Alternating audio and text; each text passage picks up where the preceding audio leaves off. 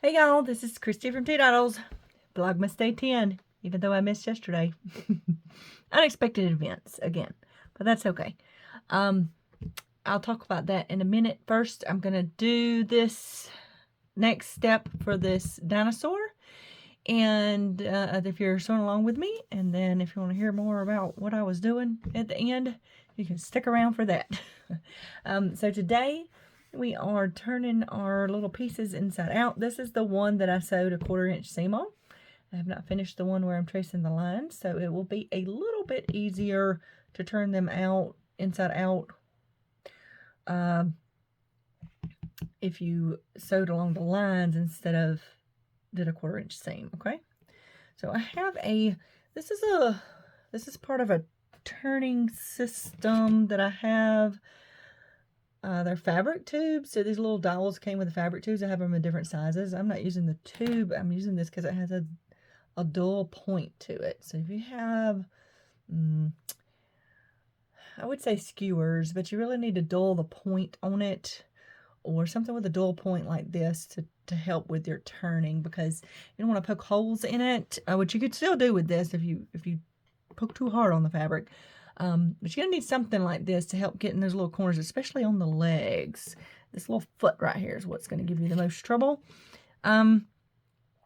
So I'm just going to open up this little opening that I left. And first I'm going to turn the top, which is fairly easy. I just poke it from the inside like this. And it helps to, this is hard to do on camera, y'all. But this little thing, usually if you can put it on the end right there and just push it through, kind of hold these open, it'll go right on through right like that, okay? And I'm putting some pressure on it, but I'm not just jabbing the mess out of it. So I'm just poking around on those corners or trying to get it smoother. Get that stuff to lay down in there, those little seams and things like that. Once you put stuffing in it, it'll get a little smoother. All right, so that's the top of the leg. And now we've got to pull through the leg. And you can start it by pulling here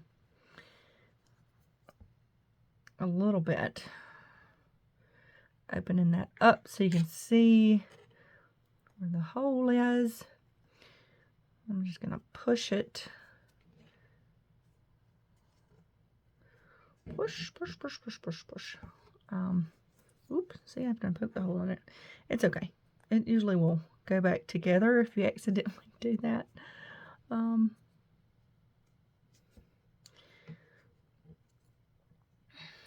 Usually the fibers will kind of meld back together if you kind of just rub them a bit if you accidentally do that.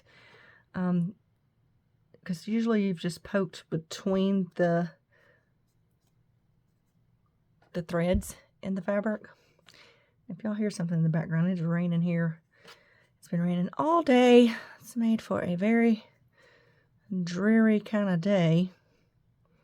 Makes you not want to do anything but sit and be cozy, which is mostly what I've been doing all day. So once I've poked that through a little bit, I can use my fingernails. And if you do not have fingernails, you can try using one of these things if you have something like this. This is what I use to pull straps through my bags. The name is escaping me as to what this is. But it has little teeth and you grip it with the little teeth. And you push this down, it tightens on it, and then you can pull. That can be helpful to hold in place while you're trying to pull that little toe through. Just gotta wiggle it and wiggle it. Then you may have to move it again. And I'll use this. Now, these things can be a little bit of a pain to turn inside out. That's why if you trace around the lines, it's going to be easier than if you do this one. All right, so I should be able to poke it through here now. There we go. Let's get that little foot out. Come on, little foot. Yeah, okay.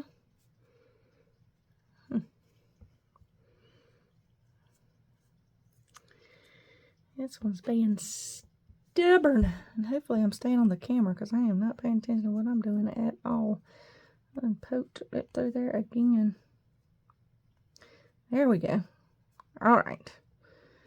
This one is being extra stubborn. Okay. And if you find that it's not as rounded as you want, you can trim that seam in the front just a little bit. Like this one I had trimmed. I didn't trim this one. I just use it as extra stuffing personally when I turn it.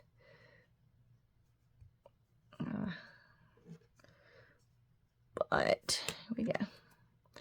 All right. I think that's as good as that one's going to get. It's got a little bit of a pointed toe, which I'm okay with.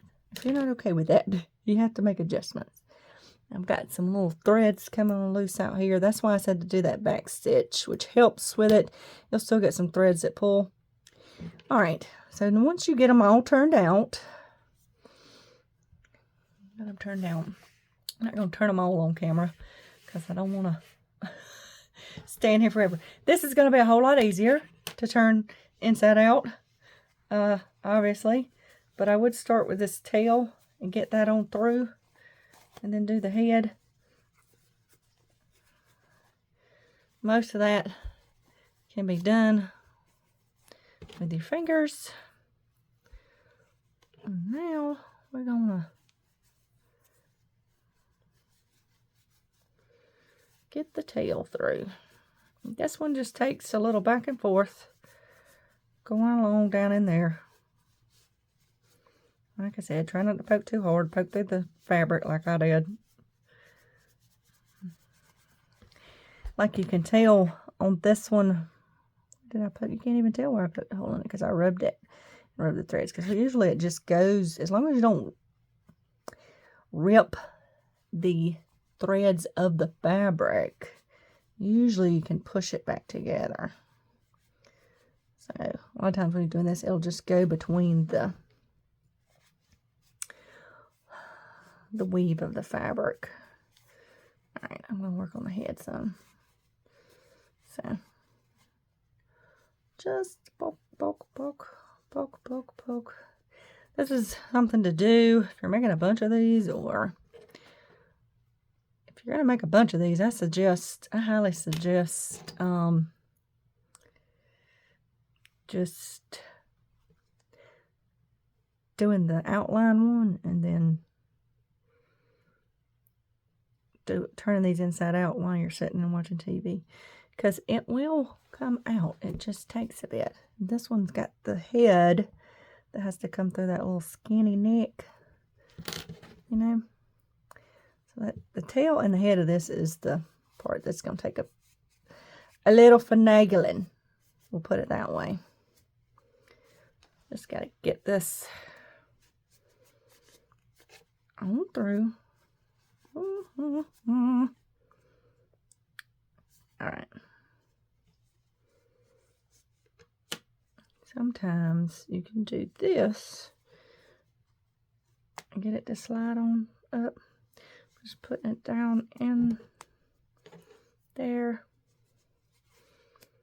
to pull out. The tube thing doesn't really work on something like this because it's going around a curve and such. You can try if you have the tube system. It's better for straps and things that are straight, like a rectangle or something. But this little thing, or if you got some tweezers, some good tweezers, that may help. I like this because it's got the little teeth on it that really grips things. And you can lock it if you need to. And I will put a link down to them below. I cannot remember what this is called. I will remember later when I'm not filming. There we go. Oh, we got his little head done. Yeah. There we go. No, just got to get this tail out. That one takes a little bit. I'm going to use my little grabby thing that I can't remember the name of. Maybe I'll remember it if I keep talking about it. Y'all, if y'all come to this channel for professional videos, this is not the one. I am not a professional by any means. I can show y'all how to do stuff, but y'all gonna get some fun commentary while I do it. Well, I think it's fun. Y'all might think it's annoying. I don't know. But come on, little guy. Let's get out.